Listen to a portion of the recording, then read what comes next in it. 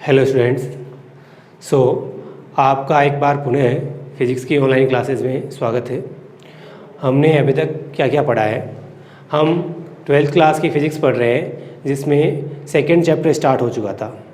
हमने सबसे पहले बात की थी गाउस के नियम की, और गाउस के नियम के अनुप्रयोग हम पढ़ रहे थे। पहला अनुप्रयोग क्या पढ़ा था हमने, देखो रिवीजन ज़रूरी है अपने पास। आज हम पहले तो न्यूमेरिकल करेंगे 3-4, उसके बाद अपन अगले टॉपिक पे चलेंगे। हमने पढ़ा था गाउस के नियम से कोई एक अनंत लंबाई का तार है, उसके कारण किसी भी बिंदु पर विद्युत क्षेत्र का मान क्या होगा। क्या आया था अपने पास, किसी भी अनंत लंबाई के वार के कारण 2k λ/r आया था ना। ठीक है, डायरेक्शन क्या थी, आपने डायरेक्शन पढ़ी थी। कभी जब भी सिमेट्री हो, यानी क्या हो, आवेश की सममितता हो, तो हमेशा डायरेक्शन कहाँ आएंगे इलेक्ट्रिक फील्ड की, उससे लंबवत। किससे, जहाँ सिमेट्री है। दूसरा हमने क्या पढ़ा था, एक अनंत लंबाई की शीट है यानी परत है, उसके कारण अपने इलेक्ट्रिक फील्ड पढ़ा था। कितना आया था अपने पास, σ/2ε0 आया था, जहाँ सिग्मा क्या था, उस परत पर मौजूद पृष्ठ आवेश घनत्व है, सरफेस चार्ज डेंसिटी था। और लास्ट क्लास में हमने बात की थी कि अगर कोई, अब सीट की जगह क्या आ गई थी, प्लेट आ गई थी, पट्टिका आ गई थी, यानी उसकी कुछ क्या थी, मोटाई थी, उसके कारण अपने इलेक्ट्रिक फील्ड पढ़ा था क्या था, E = σ/ε0। और हमने बात की थी नॉन कंडक्टिंग और कंडक्टिंग में, आपको याद हो तो, नॉन कंडक्टिंग और कंडक्टिंग में अपने कोर्स में क्या था, एक चालक पट्टिका थी ना। ठीक है, चालक पट्टिका के सारा आवेश कहाँ मौजूद होगा, उसके बाह्य पृष्ठ पर। अंदर आवेश क्या होगा, 0 होगा। इतनी बात हमने की थी।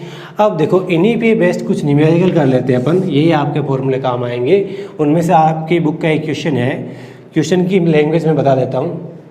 लैंग्वेज क्या कहती है कि कोई सीट है, ठीक है, मेटेलिक सीट है, कैसी है, धातुक सीट है, और दोनों पर चार्ज की जो मात्रा है, आवेश की मात्रा है, वो समान है, लेकिन परिमाण में क्या है, प्रकृति कैसी है उनकी, विपरीत है। नेचर क्या है, अपोजिट है, लेकिन मैग्नीट्यूड क्या है, दोनों पे सेम है।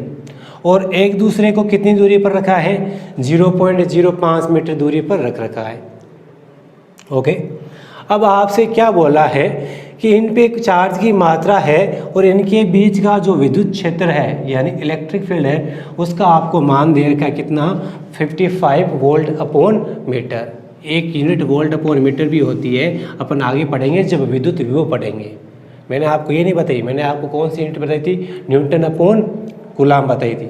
E = F/Q, याद हो तो आपको। ये वोल्ट/मीटर जो यूनिट होती है, अपन विद्युत विभव पढ़ेंगे, इलेक्ट्रिक पोटेंशियल जब बात करेंगे। और क्या बोला है, और बोला है कि ये जो सीट है, इन दोनों का आपको एरिया दे रखा है, इन दोनों का एरिया दे रखा है। एरिया कितना है, 1 मीटर स्क्वायर। इतनी बात। अब आपसे पूछा क्या है, ये पूछा है कि इन दोनों पर जो आवेश है उसका मान कितना है। आ जाओ ट्राई करते हैं फटाफट सॉल्यूशन में, उसको मिटाते हैं पहले तो फटाफट।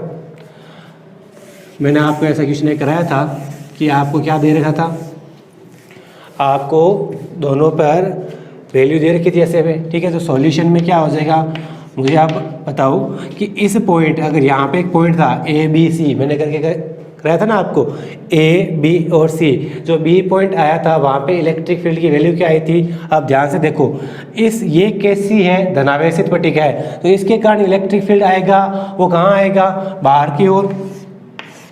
कहाँ आएगा, बाहर की ओर। इस पॉइंट पे अपन देखें तो इलेक्ट्रिक फील्ड आया ऐसे, E1 आया। ठीक है, इस E1 की वैल्यू कितनी होगी, एक परत के, एक सीट के कारण किसी भी पॉइंट पर इलेक्ट्रिक फील्ड की वैल्यू σ/2ε0 होगी। उसी प्रकार ये ऋणावेशित पट्टिका है, नेगेटिव चार्ज पट्टिका बोल रहा हूँ क्या मैं, सीट, ध्यान रखना क्या है, सीट है। इस सीट के कारण इस पॉइंट पर इलेक्ट्रिक फील्ड आएगा, वो किस साइड आएगा, परत के कारण इस पॉइंट पर इलेक्ट्रिक फील्ड आएगा, वो भी इसी साइड आएगा, ऋण आवेशित है इसलिए उसके अंदर की ओर, तो इस पॉइंट पर जो इलेक्ट्रिक फील्ड होगा वो क्या हो जाएगा, E2 इसी साइड। अब आप देख रहे हो दोनों इलेक्ट्रिक फील्ड की वैल्यू क्या है, सेम डायरेक्शन में, तो दोनों क्या हो जाएंगे, ऐड हो जाएंगे। तो इस पॉइंट पर जो नेट इलेक्ट्रिक फील्ड होगा उसकी वैल्यू कितनी हो जाएगी, sigma upon 2 epsilon not plus sigma upon 2 epsilon not, 1/2 1 कितना हो जाएगा, सिग्मा अपॉन एप्सिलॉन नॉट होगा। ठीक है, अब आप इसकी वैल्यू आपको कितनी दे रखी है, 55 वोल्ट पर मीटर दे रखी है ना आपको इसकी वैल्यू दे रखी है। तो अब आपसे पूछा है Q का मान, तो इतना तो आपने लिख लिया। अब आपको पता है सिग्मा क्या होता है, सिग्मा होता है आपके एकांक क्षेत्रफल मौजूद आवेश की मात्रा। तो सिग्मा को आप क्या लिखोगे, Q अपॉन ए, सिग्मा को मैंने लिख दिया Q अपॉन ए, नीचे एप्सिलॉन नॉट है ही, बराबर कितना है 55। ठीक है, अब आपके पास ए की वैल्यू ये रही 1 मीटर स्क्वायर, एप्सिलॉन नॉट की वैल्यू आपको पता है कितनी होती है, तो पुट कर देते हैं Q upon 1 metre square. Unit change करनी पड़ेगी क्या, मीटर में है, एप्सिलॉन नॉट भी किस में आता है, SI में है। ठीक है, तो यहाँ से 1 गुणा 8.85 गुणा 10 की घात कितना -12, और सामने क्या चल रहा है अपने पास 55। तो यहाँ से आप किसकी वैल्यू निकाल सकते हो, Q की वैल्यू, दोनों को मल्टीप्लाई करके निकालो कितनी आ रही है। ठीक है, जितनी भी आई यहाँ से बताओ, देख लो कितनी आएगी आपकी वैल्यू, और इसकी यूनिट क्या हो जाएगी, कूलाम में हो जाएगी। गुणा कर लेना, आप देख लेना जो भी आपके पास आ रहा है। ये था अपने पास क्वेश्चन। अगर ऐसा क्वेश्चन हो, देखो यहाँ पर पॉजिटिव चार्ज होता तो क्या होता, इस जगह यहाँ पर पॉजिटिव चार्ज होता तो इस जगह E पर क्या हो जाता, E की वैल्यू 0 हो जाती, E की वैल्यू क्या हो जाती, 0 हो जाती, क्योंकि दोनों पर डायरेक्शन E1 E2 की डायरेक्शन क्या हो जाती, एक दूसरे के अपोजिट साइड में। इसे नोट डाउन कीजिए। नेक्स्ट चलते अपन, पॉज करके नोट डाउन कर लेना, नेक्स्ट और न्यूमेरिकल करते।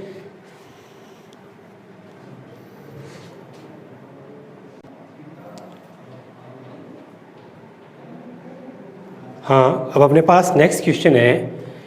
क्वेश्चन कुछ इस प्रकार है कि आपको एक समान आवेशित एक क्षैतिज प्लेट दे रखी है। क्या बोल रखा है, एक यूनिफॉर्मली चार्ज शीट दे रखी है, किस फॉर्म में, हॉरिजॉन्टल फॉर्म में। ठीक है, और क्या बोला है कि इसके ऊपर एक कोई पार्टिकल है, एक कोई कण है जिसका द्रव्यमान है कितना, 9 गुणा 10 की घात -5। ठीक है, इसका द्रव्यमान दे रखा है आपको ग्राम में। और क्या बोलता है कि ये जो शीट है इसका सरफेस चार्ज डेंसिटी है वो आपको दिया है। ठीक है, और आपसे पूछा है कि इस कण पर आवेश की मात्रा क्या है, amount of charge on A particle if this particle in stable position. क्या बोला है कि ये कण अगर किस अवस्था में हो, संतुलन की अवस्था में हो, यानी स्टेबल पोजीशन में हो, संतुलन अवस्था में हो, तो इस कण पर आवेश की मात्रा बताओ कितनी होगी।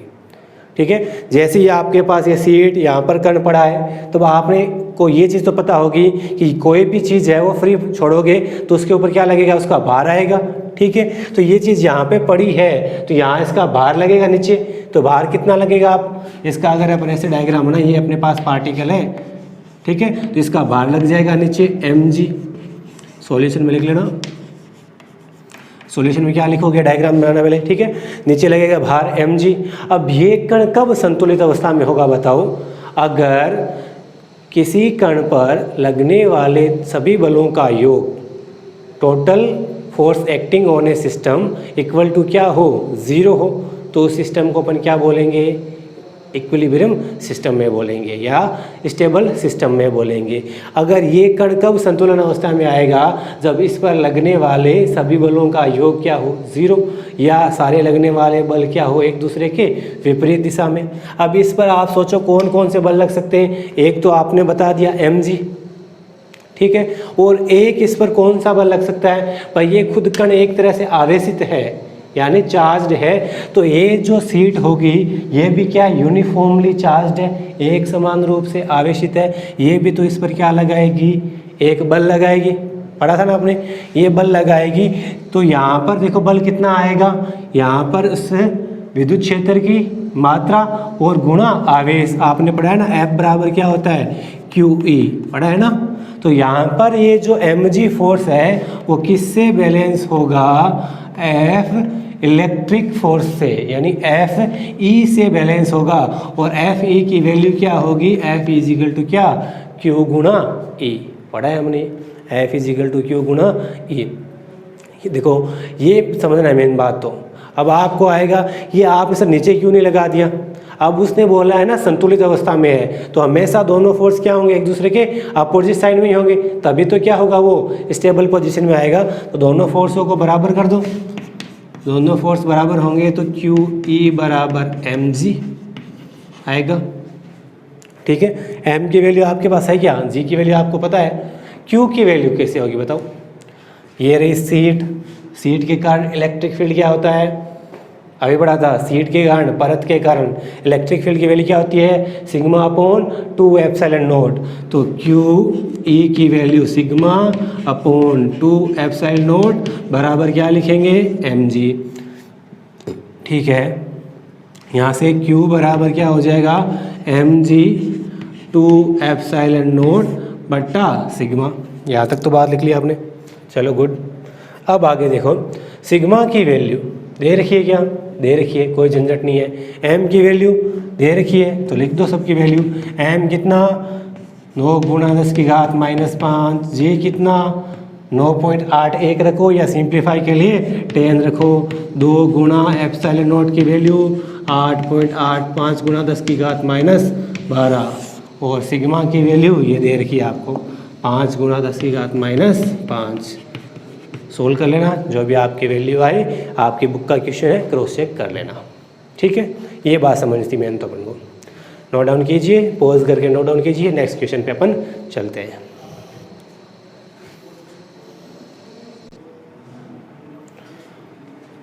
अब देखो नेक्स्ट अपने पास जो क्वेश्चन है वो है कि एक अपन को एक समान रूप से आवेशित परत दे रखी है, ठीक है, CAT है वापस, और वो कहाँ पर स्थित है, एक प्लेन में स्थित है, एक तल में स्थित है। वो कौन सा तल है, XY तल इसमें स्थित है।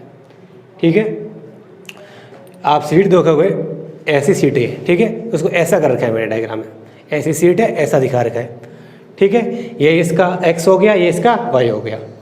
अब क्या बोला है, इसका ZX है, ZX कौन सा होगा, ये इसका X, ये इसका Y, तो Z इसके बाहर, तो ये इसका ZX है। इस अक्ष पर एक वर्ताकार लूप यानी सर्कुलर लूप स्थित है, एक सर्कुलर यानी वर्ताकार लूप है, यानी ऐसा समझो कोई वर्ताकार लूप की एक आकृति है, ठीक है, वो यहाँ पर स्थित है।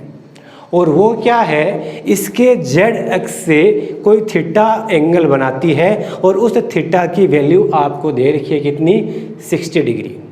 कितनी दे रखी है, 60 डिग्री दे रखी है। और इस वर्ताकार भाग की त्रिज्या है कितनी, 0.1 मीटर। इतनी बात दे रखी है क्वेश्चन में। और अब आपसे पूछा है कि इस वर्ताकार लूप से निकलने वाला टोटल फ्लक्स कितना होगा, इस वर्ताकार लूप से निकलने वाला टोटल फ्लक्स कितना होगा। तो आओ करते हैं सॉल्यूशन। क्वेश्चन समझ में आ गया होगा आई होप, ठीक है। अब आपको समझ में आ गया कि ये सीट है, चार्ज है, तो इसके कारण यहाँ पर इलेक्ट्रिक फील्ड आएगा। कैसा आएगा इलेक्ट्रिक फील्ड, इस तरफ ही आता है ना इलेक्ट्रिक फील्ड अपना, ऐसा आएगा इलेक्ट्रिक फील्ड सब जगह इस दिशा में, ठीक है। तो ये इलेक्ट्रिक फील्ड इससे ये पास होगा, इससे पास होगा। तो आपको पता है फ्लक्स की डेफिनेशन, किसी भी ऑब्जेक्ट से जो इलेक्ट्रिक फील्ड पास होता है कैसे, उसके नॉर्मल टू द सरफेस, उसके क्षेत्रफल से अभिलंबित पास होने वाली विद्युत क्षेत्र रेखाओं की संख्या, वही तो होती है अपने पास फ्लक्स। चलो ठीक है, तो यहाँ से ये इलेक्ट्रिक फील्ड लाइन पास होगी, तो यानी आपको क्या चाहिए, आपको पता है फ्लक्स क्या होता है, फ्लक्स होता है फाई इजिकल टू क्या, E vector dot A vector, पता है आपको ये तो, ठीक है। और फाई क्या होता है, ई ए कोस थीटा भी होता है। Okay done. यहाँ से आपको पता लग गया कि अगर मेरे ई की वैल्यू आ जाए तो मैं एरिया किसका, इस वर्ताकार लूप का, वो मैं निकाल लूँगा। वर्ताकार है तो एरिया क्या, पाई आर स्क्वायर, थीटा आपको दे रखा है, अगर ई आ जाए तो मेरा काम बन जाएगा। अब ई निकालना है तो आपको पता है कि किसी भी शीट के कारण, परत के कारण किसी भी पॉइंट पर इलेक्ट्रिक फील्ड की वैल्यू क्या होती है, E equal to sigma upon 2 epsilon naught, ये आपने पढ़ा है। तो पुट कर दो यहाँ पर, phi equal to sigma upon 2 epsilon naught. और एरिया किसका, आपको शीट का एरिया चाहिए क्या, अरे फ्लक्स किससे पास हो रहा है, इससे पास हो रहा है ना इलेक्ट्रिक फील्ड लाइन, तो किसका एरिया, इस वर्ताकार लूप का एरिया। तो एरिया क्या हो जाएगा, पाई आर स्क्वायर, और कोस थीटा की वैल्यू कितनी है, 60 डिग्री। ठीक है, अब सिग्मा की वैल्यू आपको दे रखी है क्या, ये दे रखी, ठीक है। तो पुट कर दो यहाँ पर, गुणा आपको ही करना भाई, ठीक है। मैं वैल्यू पुट कर रहा हूँ, केवल 5 गुणा 10 की घात माइनस 16, ये आपको वैल्यू दे दी।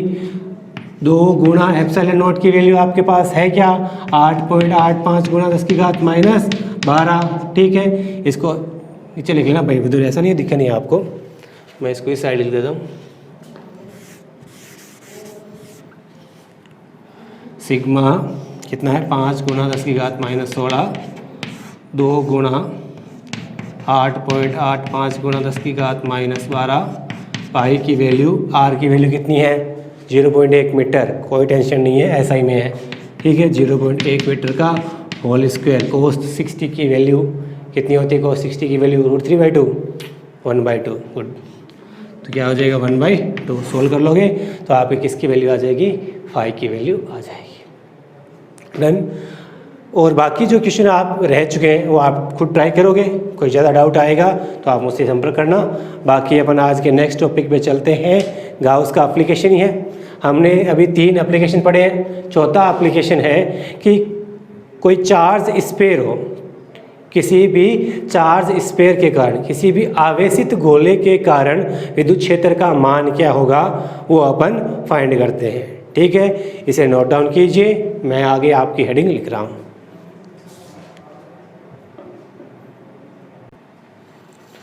हाँ, तो अब अपने पास नेक्स्ट हेडिंग है, किसी समरूप आवेशित गोले के कारण विद्युत क्षेत्र। समरूप मतलब यूनिफॉर्मली, यानी electric field due to uniformly charge sphere. अब गोले के कारण विद्युत क्षेत्र किस प्रकार होगा वो अपन बात करते हैं। अब देखो, अपना जो स्फीयर है वो आपको पता होगा 2 प्रकार के होते हैं, कौन कौन से, एक तो होलो मतलब खोखले, पता नहीं, खोखला गोला, ठीक है, जिसे अपन क्या बोलेंगे, थिन सेल भी बोलेंगे, यानी क्या, गोलीय कोष भी बोलेंगे, पतला गोलीय कोष। देखो मैं हिंदी साथ साथ में बोल रहा हूँ, ऐसा नहीं है कि मैं केवल इंग्लिश लिख रहा हूँ तो आप हिंदी नहीं बोल रहा हूँ, इंग्लिश लिख रहा हूँ तो हिंदी साथ में बोल रहा हूँ, तो आप साथ में नोट डाउन कीजिए, ठीक है। तो खोखला गोला, होलो स्फीयर, उसे अपन क्या बोलेंगे, होलो स्फीयर को अपन क्या बोलेंगे, गोलीय कोष, पतला गोलीय कोष। और दूसरा अपने पास जो गोला है उसे अपन क्या बोलेंगे, सॉलिड स्फीयर, यानी ठोस गोला, क्या बोलेंगे, ठोस गोला। 2 प्रकार के हो गए गोले। ये इन आगे होलो स्फीयर फिर 2 प्रकार का होता है, कौन सा, एक तो कंडक्टिंग होलो स्फीयर, कंडक्टिंग भी बोल सकते हैं इसको, और मेटेलिक भी बोल सकते हैं।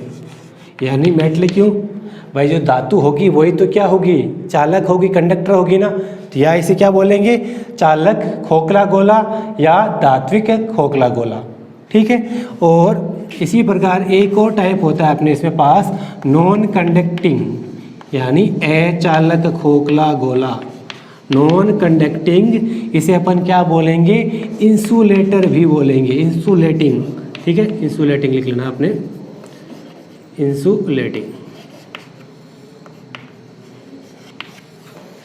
ठीक है। इसी प्रकार सॉलिड स्फीयर भी 2 प्रकार के, कंडक्टिंग, इसे भी क्या बोलेंगे, मेटलिक, दूसरा नॉन कंडक्टिंग।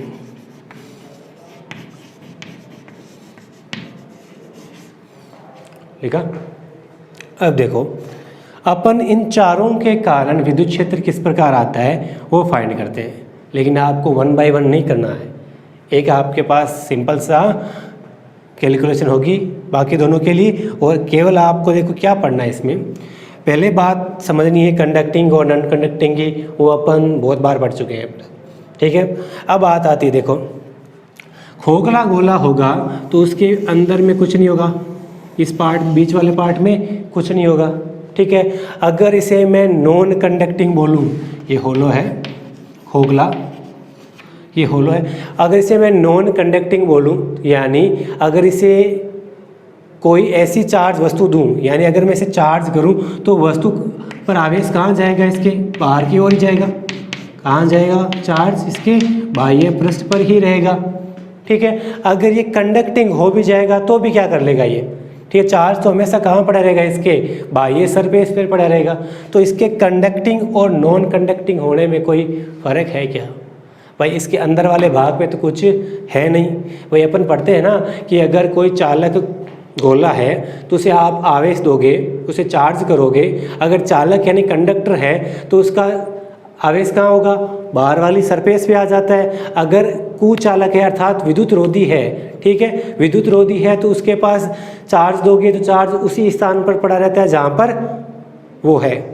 इतनी बात समझे? तो लेकिन ये तो क्या है, होलो है, तो होलो में तो बीच की जगह पार्ट तो खाली है, तो जो चार्ज पड़ा रहेगा वो हमेशा कहाँ पर पड़ा रहेगा, बाहर ही पड़ा रहेगा, चाहे कंडक्टिंग हो चाहे नॉन कंडक्टिंग हो। यानी ये दोनों केस क्या है, सेम हो गए अपने लिए तो, ठीक है। अगर अपन इस केस को देखें, सॉलिड स्फीयर किस प्रकार का हो, चालक हो, यानी ऐसा गोला जो क्या हो, ऐसा ठोस गोला जो क्या हो, चालक हो, ठीक है। अब अगर चालक में आप देखोगे, ये अपना खोखला गोला नहीं है, सॉलिड है, इसके बीच में भी क्या होगा, द्रव्यमान भर रखा होगा। अब आप देखो सॉलिड स्फीयर यानी ठोस गोले को अगर चार्ज करोगे तो चार्ज यहाँ पर बीच में पड़ा रहेगा क्या, नहीं पड़ा रहेगा, वो कहाँ आ जाएगा, वापस उसकी सरफेस पे आ जाएगा। यानी चार्ज वितरित होकर डिस्ट्रीब्यूट होकर कहाँ आ जाएगा, इसकी सरफेस पर आ जाएगा। इतनी बात समझे मेरी? यानी देखो इन तीनों केसों में कंडक्टिंग सॉलिड स्फीयर यानी ठोस चालक गोला, खोखला चालक गोला और खोखला अचालक गोला, इन तीनों में जो चार्ज कहाँ पर पड़ा रहता है, हमेशा उसकी बाह्य सरफेस पर, आउटर सरफेस पे पड़ा रहता है, अंदर तो कुछ मतलब ही नहीं है, ठीक है। तो इन तीनों केस में अपन इलेक्ट्रिक फील्ड की वैल्यू क्या आएगी, सेम आएगी। तो इन तीनों केसों को अपन क्या पढ़ेंगे, एक साथ पढ़ेंगे, ठीक है। लेकिन इस केस में ऐसा नहीं होगा। यानी अगर अपन बात करें कैसा स्फीयर है, सॉलिड है और सॉलिड के साथ कैसा है, अचालक है, नॉन कंडक्टिंग है, तो इसको अगर आवेशित करोगे तो चार्ज कहाँ आ जाएगा, केवल अंदर वाले पोर्शन पे पड़ा रहेगा यहाँ पर। तो यानी अब आपके इलेक्ट्रिक फील्ड की वैल्यू चेंज हो जाएगी इसके साथ। ये अपन अलग पढ़ेंगे और इन तीनों को अपन एक साथ पढ़ेंगे। इतनी बात समझ में आई मेरी? ठीक है। हो सकता है आपकी किताब में ये वाला केस आपको देखने को ना मिले, नॉन कंडक्टिंग वाला, लेकिन ये तीनों को आपको एक साथ ही पढ़ना है। तो आप लाइन क्या लिखोगे कि इन तीनों के कारण क्या, hollow conducting and hollow non conducting and solid conducting sphere, these all sphere are considered in one case। और वो केस कौन सा होगा अपना अभी पढ़ेंगे, और नेक्स्ट नॉन कंडक्टिंग को क्या करेंगे, अलग करेंगे। कंफ्यूज मत होना। होलो भी दो प्रकार का, चालक और अचालक। सॉलिड यानी ठोस भी चालक और अचालक। अगर ठोस अचालक हो जाएगा तो उसके अंदर भी आवेश आ जाएगा, ठीक है। लेकिन बाकी तीनों में आवेश कहाँ पर पड़ा है, बाहर पे पड़ा है। इतनी बात समझ में आई? ठीक है। तो अब आप पहला केस लिखिए, इसे साफ कर देते हैं। अपना पहला केस है, किसी गोलीय कोश के कारण विद्युत क्षेत्र की तीव्रता, electric field due to a hollow sphere. और वो स्फीयर कैसा भी हो सकता है, आप देखो, ठीक है। तो ये ले लो अपने पास, पहला केस है, ये अपने पास एक गोलीय कोश है। गोलीय कोश मतलब होलो स्फीयर है, ठीक है। अब इस पे जो चार्ज की मात्रा है वो ये एक समान रूप से है, ठीक है, आप लाइन क्या लिखोगे, माना कोई एक आर त्रिज्या का गोलीय कोश है, क्या लिखोगे, गोलीय कोश है यानी स्फेरिकल सेल है, ठीक है, जिसकी त्रिज्या कितनी है r, और इस पर इसका सरफेस चार्ज डेंसिटी यानी पृष्ठ आवेश घनत्व क्या है, सिग्मा। अपने आप लाइन लिख लेना, ठीक है। वी कंसिडर ए गोलीय सरफेस, इस सरफेस को कंसिडर किया अपने पास, ठीक है। अब देखो यहाँ आपको क्या दे रखा है, सरफेस चार्ज डेंसिटी का सिग्मा। अब क्या करना है, इससे एक स्मॉल r दूरी पर स्थित कोई पॉइंट है P, इसको अपन थोड़ा साइड में बना लेते हैं, या आपको पता लग जाए P पॉइंट है कहाँ। इसको मैं ऐसा बना लेता हूँ, लोग इसको R कर देते हैं, ये वाली R त्रिज्या है यहाँ पर, और इसको अपन स्मॉल r कर देते हैं, ठीक है। इस पॉइंट पर आपको पता करना है इलेक्ट्रिक फील्ड, इस पॉइंट पर इलेक्ट्रिक फील्ड पता करना है। अब इलेक्ट्रिक फील्ड कैसे पता कर रहे हैं अपन, गाउस के नियम अनुसार पता कर रहे हैं, तो अपनी क्या ड्यूटी बनती है, सबसे पहले गाउसियन सरफेस बनाओ, सबसे पहले गाउसियन सरफेस बनाते हैं, गाउसियन सरफेस, ठीक है, बनानी है गाउसियन सरफेस। लेकिन हमें ये नहीं पता कि गाउसियन सरफेस कैसी बनानी है। अभी तक तो हम सिलेंड्रिकल बनाते आए थे, बेलनाकार, अब कैसी बनाएंगे। अब देखो, अब आपको ये पता होना ज़रूरी है कि इस स्फेयर के कारण, स्फेयर कैसा है, खोखला है ना, इसलिए तो सेल बोला है गोलीय कोश, हिंदी में आप लिख लेना चाहिए गोलीय कोश, तीनों के सेम केस है अपने पास, गोलीय कोश।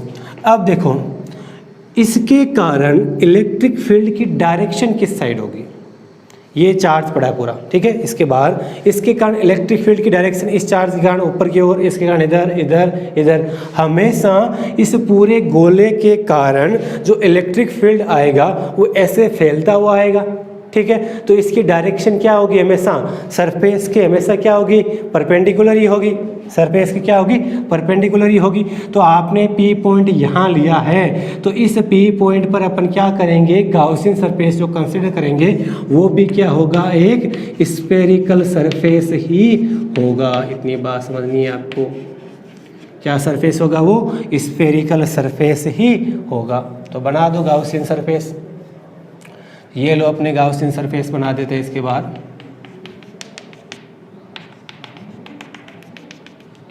टंका नहीं बना क्या,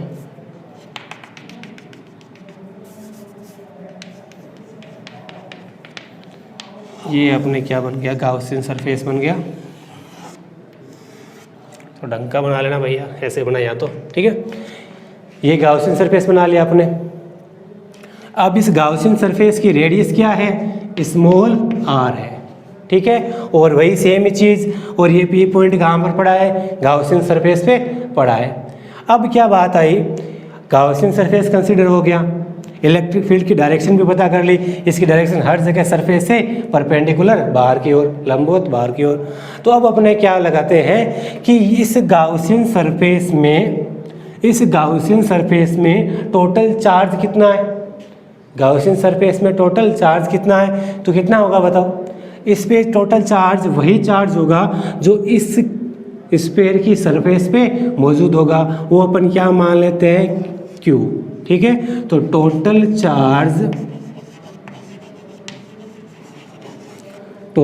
charge bound with Gaussian surface, Hindi में लिखना कि गाउसियन सरफेस से संबद्ध आवेश, total charge bound with Gaussian surface, क्या माना आपने, Q।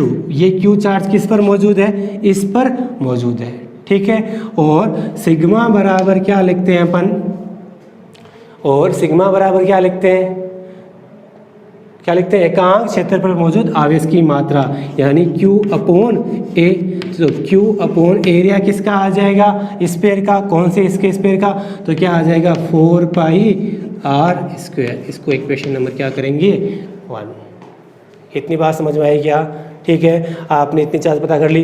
अब देखो इस पॉइंट पर इलेक्ट्रिक फील्ड पता करना है तो अपने क्या करेंगे, गाउसियन सरफेस आ गया, गाउसियन सरफेस में क्या हो गया, आवेश की मात्रा हमने लिख दी। ठीक है, अब गाउस का नियम क्या कहता है, अब गाउस का नियम क्या कहता है, इस पूरे गाउसियन सरफेस से निकलने वाला फ्लक्स, इस पूरे गाउसियन सरफेस से निकलने वाला फ्लक्स किसके बराबर होना चाहिए, इस गाउसियन सरफेस में मौजूद आवेश की मात्रा अपॉन एप्सिलॉन नॉट होना चाहिए। ये कहता है गाउसियन सरफेस। तो अपन को सबसे पहले क्या करना पड़ेगा, इस गाउसियन सरफेस में से फ्लक्स कितना जाता है वो निकालना पड़ेगा। ठीक है, तो फ्लक्स कितना जाता है वो निकालने के लिए अपन क्या मानेंगे, एक कोई यहाँ पर क्या मानेंगे, अल्पांश मानेंगे। एक अल्पांश माना, क्या माना आपने, डी ए। ठीक है, एक अल्पांश माना जिसका क्षेत्रफल कितना है, डी ए है। ठीक है, और पी पॉइंट यही मौजूद, ध्यान रखना। ठीक है, चाहो तो आप ऐसे बना सकते हो यहाँ पर। अब देखो इस अल्पांश पर क्यों मान रहे हैं भाई, इसलिए मान रहे हैं ना कि इससे टोटल निकलने वाला फ्लक्स कितना हो जाए। आप इस अल्पांश से निकलने वाला फ्लक्स निकालोगे, फिर पूरे का क्या कर दोगे, बंद पृष्ठ का समाकलन, क्लोज इंटीग्रल, तो क्या आ जाएगा, पूरे गाउसियन सरफेस से फ्लक्स आ जाएगा। तो आपने क्या कंसिडर किया यहाँ पर, we will consider a small element of area D A. हमने एक छोटे से अल्पांश की कल्पना की जिसका क्षेत्रफल कितना है, डी ए है। ठीक है, तो अब इससे निकलने वाला फ्लक्स कैसे पता करेंगे, तो पहले पता करो इससे निकलने वाला इलेक्ट्रिक फील्ड लाइन किस तरफ है, डायरेक्शन क्या है। यानी देखो मैंने बताया था अभी, इसके हर एक पॉइंट पर इलेक्ट्रिक फील्ड की डायरेक्शन हमेशा कहाँ होगी, लंबवत बाहर की ओर। तो ई की डायरेक्शन कहाँ हो गई, इस साइड। ठीक है, अब इसका एरिया कितना, डी ए।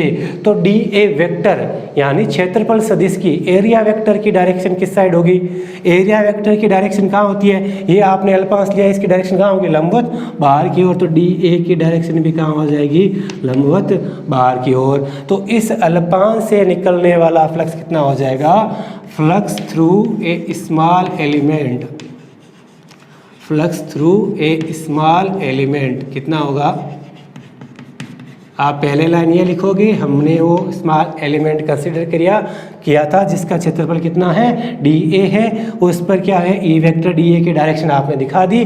फिर आपने लाइन लिखी, flux through a small element, किसी भी छोटे अल्पांश से निकलने वाला फ्लक्स किसके बराबर हो जाएगा, इसे अपन क्या मान ले, डी फाइव मान ले, डी फाइव मान ले। तो क्या लिखेंगे अपन इसको, E vector dot D A vector लिखेंगे ना, E vector dot D A vector, flux का ये सूत्र होता है। फिर क्या लिखेंगे, डी फाइव बराबर ई गुणा डी ए कोस थीटा।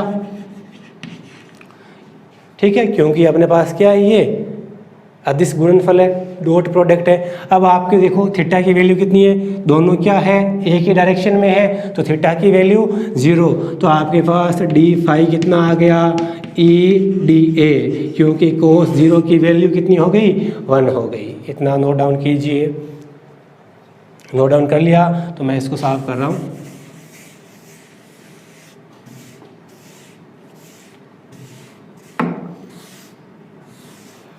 चलो ये फ्लक्स कहाँ से आ गया, अपने इस छोटे से स्मॉल एलिमेंट के कारण फ्लक्स आ गया। अब पूरे गाउसियन सरफेस से फ्लक्स निकालना है तो क्या करेंगे, पूरे गाउसियन सरफेस से फ्लक्स निकालना है तो अपन क्या करेंगे, तो देखो यहाँ से पूरे गाउसियन सरफेस से फ्लक्स निकालना है तो total flux through Gaussian surface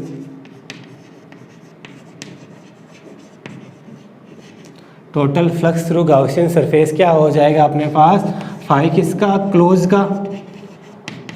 ठीक है, अब क्या करना पड़ेगा, इसका समाकलन करना पड़ेगा। कौन सा समाकलन, बंद समाकलन।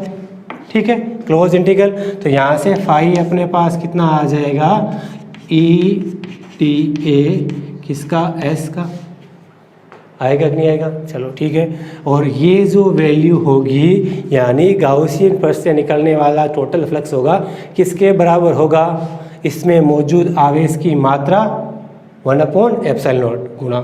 ठीक है, तो अकॉर्डिंग टू, यहाँ आप चाहो तो लिख लेना लाइन, मैं सीधा लिख देता हूँ यहाँ पर, आवेश की मात्रा कितनी है इसमें, Q अपॉन एप्सिलॉन नॉट। ये किसके कारण लिख दिया मैंने? According to Gauss law, according to Gauss law. इतनी बात समझ में आई? ये टोटल फ्लक्स किसके बराबर? इसमें टोटल आवेश कितना मौजूद है? जो इस पर मौजूद है कितना? Q बट्टा एप्सिलॉन नॉट। ठीक है, ये समीकरण होगी अपने पास 2 नंबर समीकरण। अब देखो ये तो आपने निकाल लिया फ्लक्स। अब यहाँ से आपको E की वैल्यू फाइंड करनी है। E की वैल्यू फाइंड करनी है तो आप देखोगे कि ये जो E है वो तो हर एक पॉइंट पर क्या है? कांस्टेंट। हमें कैसे पता? चाहो तो ऐसे बहुत सारे अल्पांश लोगे छोटे छोटे, सभी अल्पांशों पर E की डायरेक्शन क्या है? सब जगह ऐसी नहीं आएगी क्या? सब जगह ऐसे आएगी ऐसे। तो यानी E तो क्या है? कांस्टेंट। तो यहाँ से अगर मैं E बाहर ले लूँ तो अंदर क्या आएगा? dA इक्वल टू Q अपॉन एप्सिलॉन नॉट। इतनी बात समझ में आ गई क्या? चलो इतनी आ गई। नेक्स्ट लिखते हैं अपन। अब देखो यहाँ से आपको दिख रहा है कि dA है किसका? क्षेत्रफल इस स्मॉल एलिमेंट का। अगर इसका समाकलन करूं, कैसा? बंद पृष्ठ का समाकलन। ऐसे पूरे अल्पांशों को मैं जोड़ता जाऊं तो मेरे वापस क्या बन जाएगा? क्या बन जाएगा? गोला नहीं बन जाएगा वापस। अब ये कौन सा गोला होगा? जो आपने बाहर से माना था गाउसियन सरफेस, उसकी त्रिज्या क्या होगी? R। तो गाउसियन सरफेस जो आपने माना था वो कैसा था? एक गोला था जिसकी त्रिज्या कितनी थी? स्मॉल r थी। तो मैं dA की जगह क्या लिखूंगा बताओ? तो dA अपना क्या है? स्मॉल एलिमेंट का एरिया। समाकलन करूंगा तो किसका एरिया बन जाएगा? इस पूरे गाउसियन सरफेस का एरिया बन जाएगा। तो E और dA पूरे गाउसियन सरफेस का एरिया क्या हो जाएगा? एक गोले का क्षेत्रफल कितना होता है? 4πr² होता है ना। ठीक है, तो यहाँ पर अपने पास गाउसियन सरफेस का एरिया क्या हो जाएगा? 4πr² Q अपॉन एप्सिलॉन नॉट। इतनी बात समझ में आ गई क्या?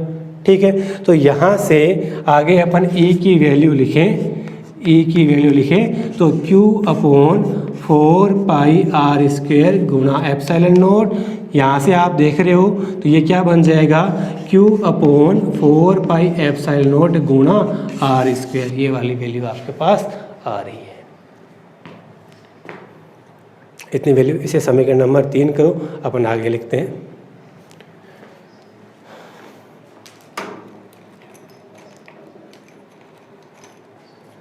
इसे समीकरण नंबर 3 कर दिया। अब देखो आगे, यानी ये समीकरण जो आपको दिख रही है, अगर आप इसको 1 अपॉन एप्सिलॉन नॉट को, इसको ढंग से लिखिएगा थोड़ा।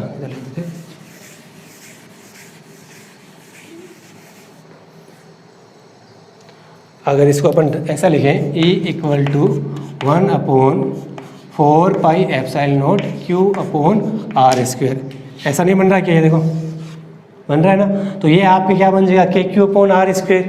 यानी ये समीकरण 3 हो गई। इसके बाद आप लाइन लिखोगे। इस समीकरण से हमें यह अनुभव होता है कि इस गोलीय आवेश कोश पर, इस गोलीय कोश पर जो सारा आवेश मौजूद था वो ऐसा लग रहा है कि इसके केंद्र पर मौजूद है। ये किसका फॉर्मूला है? एक बिंदुवत आवेश का फॉर्मूला नहीं है क्या? एक बिंदुवत आवेश के कारण विद्युत क्षेत्र का फॉर्मूला है। लेकिन यहाँ पर आवेश बिंदुवत है क्या?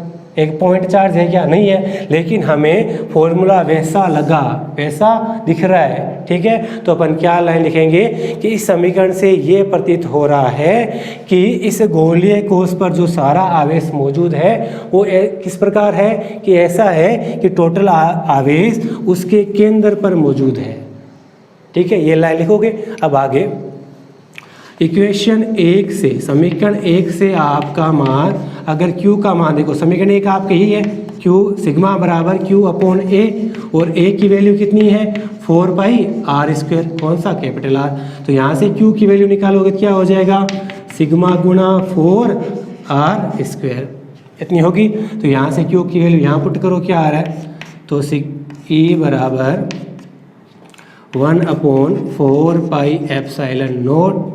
ठीक है, यहाँ से क्या लिखें? Q की वैल्यू सिग्मा 4πr² अपॉन क्या? r²। ठीक है, आप देख रहे हो 4 पाई से 4 पाई गया, ठीक है, और बचा क्या यहाँ से, बचा आपके पास सिग्मा आर स्क्वेयर बट्टा epsilon naught small R square.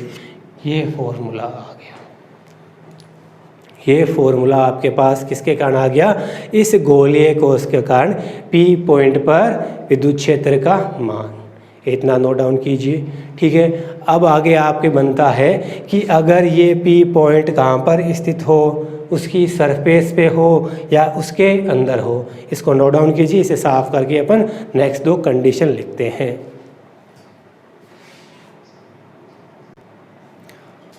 हाँ, तो अब देखो हमने फॉर्मूला निकाला sigma R square upon epsilon naught R square. ये फॉर्मूला आया था अभी, sigma R square upon epsilon naught R square. ये किस केस का फॉर्मूला था, जब वो पी बिंदु उस गोलीय कोश से बाहर हो, अर्थात ये वाली दूरी r है वो कैपिटल R से क्या हो, ज़्यादा हो। आपको ऐसा भी तो पूछ सकता है कि उस गोलीय कोश की सतह पर विद्युत क्षेत्र का मान कितना होगा, उस गोलीय कोश की सतह पर विद्युत क्षेत्र का मान कितना होगा।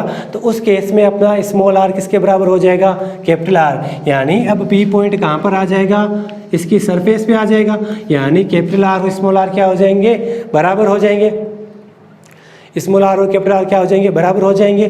तो आप क्या लिखोगे, इस समीकरण को 4 नंबर समीकरण दे देना और लाइन लिखना, बाय यूजिंग इक्वेशन 4 यानी समीकरण 4 के उपयोग से आप क्या लिखोगे, capital R equal to small r। Capital R equal to क्या लिखोगे, स्मॉल r लिखोगे। तो आपके E का मान क्या हो जाएगा, E का मान क्या हो जाएगा, आर स्क्वेयर से आर स्क्वेयर कट जाएगा और E का मान आपके पास आ जाएगा सिग्मा अपॉन एप्सिलॉन नॉट। इतनी बात समझ में आएगी क्या, ठीक है। अगर ये पी पॉइंट कहाँ पर मौजूद हो, उस गोलीय कोश की सतह पर ये मौजूद हो, तो r बराबर r हो गया, तो आर स्क्वेयर से आर स्क्वेयर कट गया, तो वैल्यू क्या आ गई, सिग्मा अपॉन एप्सिलॉन नॉट। इतनी बात समझ में आ गई। तीसरा केस क्या है, इफ पी पॉइंट अब कहाँ पर हो, उसके अंदर ले आओ। अब P point lies inside the spherical shell, आप हिंदी में लिखोगे, यदि P बिंदु गोलीय कोश के अंदर स्थित हो, पहले कहाँ था, यहाँ पर, फिर सतह पर, अब कहाँ पर आ जाए, अंदर आ जाए। अब मान लो डायग्राम ऐसे बना देना,